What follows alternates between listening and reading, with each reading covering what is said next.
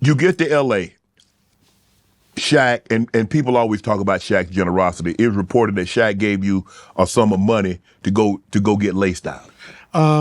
It's funny because, when I first met him, we went to the Century Club. And so when I first met him, he didn't know who I was. Like, they had drafted me. He didn't really know who I was.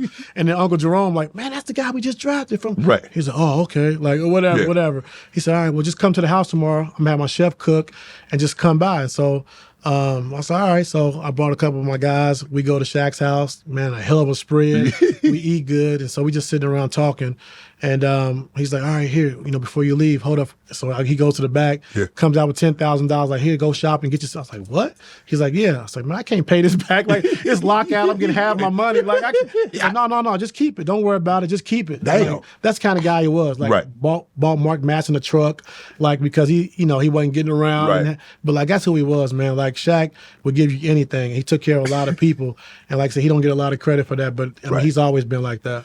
He's like a big kid. Yeah. If you see him, I mean, the thing, like, he goes in the store, he's like, and the parents will tell the kid to put it back because they can't pay for it. He say, nah, I got it. Right. He's a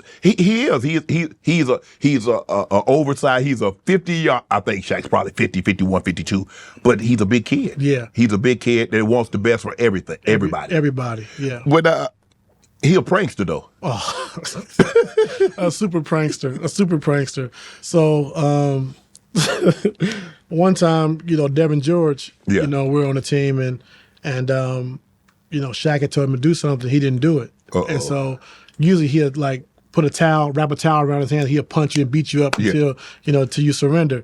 But this day, like Devin, we had a game and Devin he didn't do something that morning, bring donuts or the newspaper or something. And Shaq went in the bathroom and he shit it. And he shit it in Devin's shoes. And so when he come out of the locker room, he kind of like, knocked it where it comes to like the top of your shoe. And so Devin not knowing we getting ready for the game, Devin not knowing, he comes in, puts his shoe in, and he puts his foot in a pile of shit. And Shaq, like he would do stuff like that all the time, like just crazy. Come on, Shaq. Yeah, crazy stuff, man. So crazy. What did Devin do? What could he do? I mean, what you gonna do? Like, oh man, come on, Shaq, man, that was unnecessary. He was mad, but like, what could he do? And nothing he could do about that. Like, just take it as a loss. For one, you might get beat up, and then two, you might get cut. So you know what I'm saying? You was lose. Yeah. Had Shaq and Kobe stayed together, let's just say they would have had a harmonious relationship. I'm trying to think. It's hard to say because Stockton and Malone wasn't on that level. Stockton was the best player. There was no question about it. No ifs, and a but. It's hard to say Pippen and Jordan. Jordan was the best player. There's no ifs, and a but. But when you got two guys and you got two thoroughbreds and they're running and they looking eye to eye, I'm the best. No, I'm the best. I'm the best. In the world. Not on a team. Yeah. The world. In the world, yeah.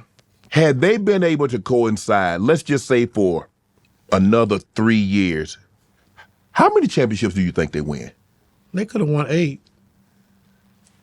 And if, I know I wasn't there for the Detroit series or whatever, and I'm glad my best friend Chauncey got a championship. You know what I'm saying? But, like, there was some bickering back and forth then. Like, they could have easily won that. But if they had stayed together, they had won 7, 8 championships. Like, could nobody beat that dude? Like, somebody might have slipped up and won. Like, Detroit won. Right. And they had a hell of a team.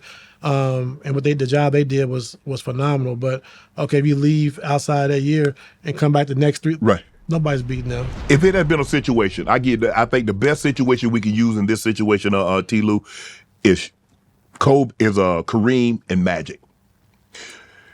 People don't realize this, but Magic's rookie year, Kareem was MVP. Right.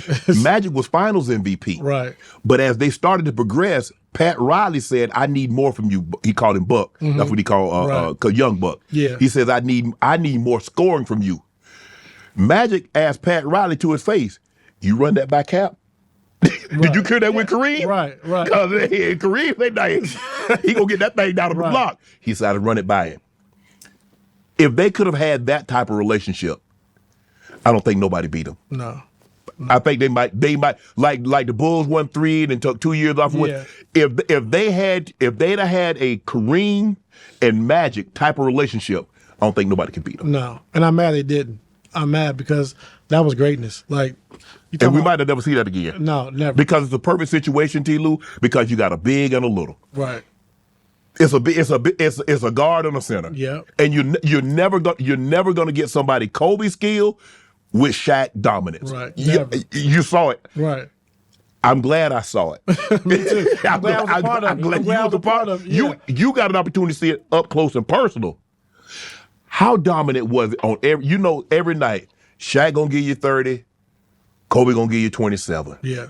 Kobe gonna go score 40, Shaq gonna give you 30 and 20. Right.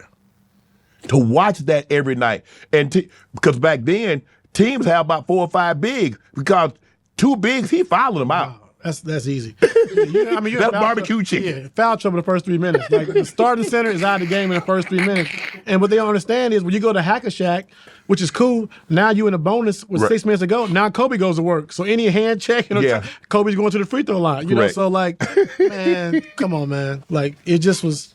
I mean, he was just so dominant. That's why, like, when you walk into an arena or you go on the road, like, can't nobody beat us. Yeah. Like, like we got Kobe and Shaq. No matter how things go, how bad I'm playing, or D-Fish or Rick, it don't matter, B-Shaw. We don't got to make a shot. We know we got at least 70 coming from these 2 guys. And back then, you was only scoring 80. So we got to get 10 points, between the two. Yeah. Between the other 7 of us. Yeah, so shit, like it don't matter. Like they gonna get 70. All we gotta do is get 10. You know what I'm saying? So it didn't matter, man. And so like that's how great they were. Like, but like a lot of teams have a 1-2 punch, or these are the best 2 players in the world on the same team. Yes. When has that ever been done? Do you think we'll ever see another Shaq? Because people don't realize how Shaq was 7'1", was 325. Shaq could run. Shaq was agile. Shaq could beat.